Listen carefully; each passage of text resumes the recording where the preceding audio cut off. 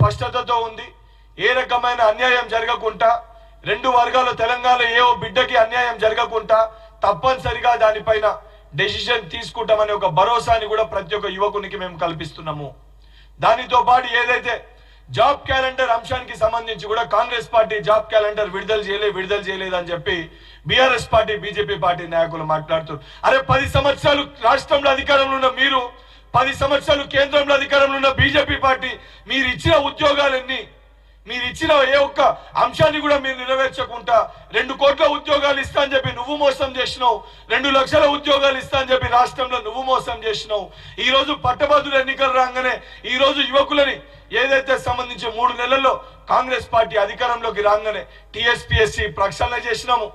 ఏదైతే 30,000 ఉద్యోగ పత్రాలని కోర్టు కేసుల్లో ఉంటే వాటన్నిటి కూడా జియోలు ఇచ్చి సంపూర్ణంగా స్పష్టతతోటి హారిజాంటల్ వర్టికల్ కానీ జియో 56 కానీ అనేక అంశాలు కానీ ఏదైతే టెట్ నిర్వహించడం కానీ లేదా మెగా డిఎస్సి ఇవ్వడం కానీ ఇవన్నిటిపైన సంపూర్ణంగా 3 నెలల్లో ఈ రోజు యువకులకి ఉద్యోగాలు వస్తే ఒక భరోసాని గౌరవ ముఖ్యమంత్రి గారు యువకులకి కల్పించడం జరిగింది.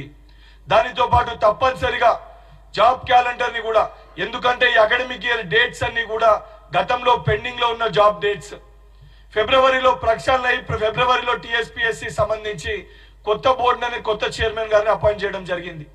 అయిన తర్వాత జాబ్ క్యాలెండర్ ఈ పెండింగ్ ఉన్న డేట్స్ అన్ని కూడా ఈ ఇయర్ సంబంధించి ఈ డేట్స్ అన్ని ఎగ్జామ్స్ అయిపోయినాక తప్పనిసరిగా నెక్స్ట్ అకాడమిక్ ఇయర్ కి తప్పనిసరిగా కాంగ్రెస్ పార్టీ చెప్పిన మాట పరంగా గౌరవ ముఖ్యమంత్రి గారు దానిపైన ఆలోచించి ఎలక్షన్ కోడ్ అయిపోయినాక 100% జాబ్ క్యాలెండర్ ని కూడా ప్రకటించడం జరుగుతుంది.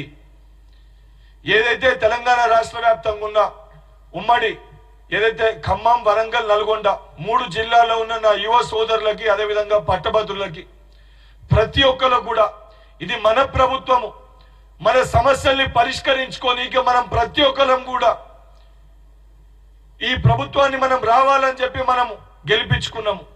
మన గౌరవ ముఖ్యమంత్రి గారు కూడా తప్పనిసరిగా యువకులకి పెద్దపీట వేయాలి, యువకుల ప్రతి ఒక్క సమస్యని పరిష్కరించాలి, ఉద్యోగాలు ఇవ్వాలని చెప్పని ఒక సంకల్పంతో ఉన్నారు. దానితో పాటు ఏదైతే యువకులుగా ప్రభుత్వంలో ఉన్న నేను గాని, రాజ్యసభ సభ్యుడు అనిల్ కుమార్ యాదవ్ గాని, ఏదైతే సంబంధించి వివిధ కార్పొరేషన్ చైర్మన్లను కూడా యువకులుగా మేము మీ మధ్యలోకి వెళ్ళి వచ్చిన విద్యార్థులం మేము మీకు అందుబాటులో ఉన్నాము. మీ ప్రతి ఒక్క సమస్యని తప్పనిసరిగా మేము పరిష్కరిస్తాము.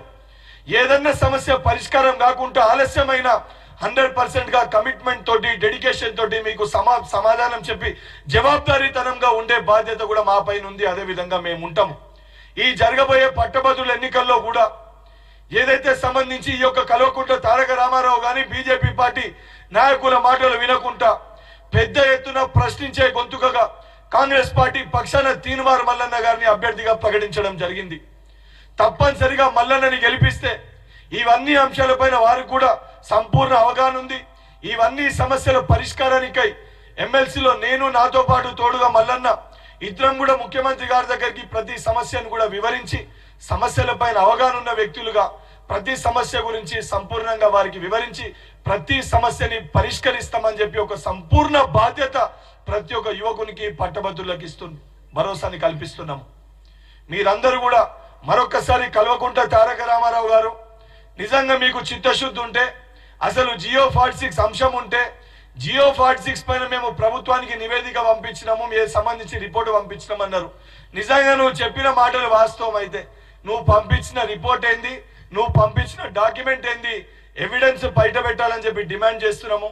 ఇవన్నిటినీ పక్కన పెట్టి నీ రాజకీయ లబ్ధి కోసము ఈ రోజు యువకులని నువ్వు వాడుకునే ప్రయత్నం చేస్తే తప్పనిసరిగా తెలంగాణ రాష్ట్ర వ్యాప్తంగా ఉన్న ఏ ఒక్క యువకుడు నేను నమ్మే పరిస్థితి లేదు. ఈ రోజు నీ రాజకీయ మాటల కోసం నువ్వు కల్లిబిల్లి మాటలు చెప్తున్నావు అని చెప్పి ఇది యావత్ తెలంగాణ రాష్ట్రం వ్యాప్తంగా ఉన్న విద్యార్థి యువలోకం అందరికి కూడా తెలుసు. ఇప్పటికన్నా ఇటువంటి మాటలు మాట్లాడొద్దు అని చెప్పి కల్వకుంట్ల తారక రామారావు గారిని హెచ్చరిస్తున్నాను.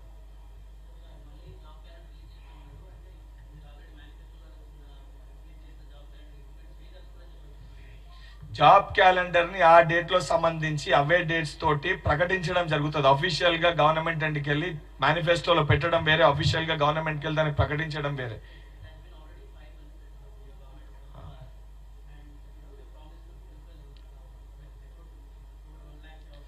See, 100%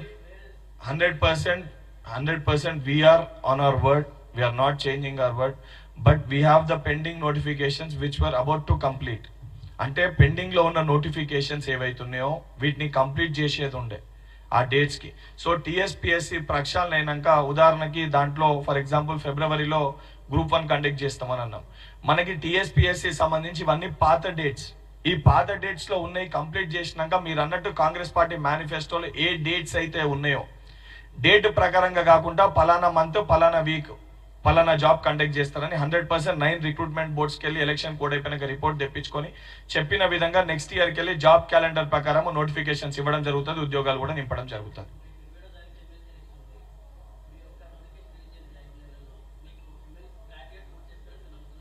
See,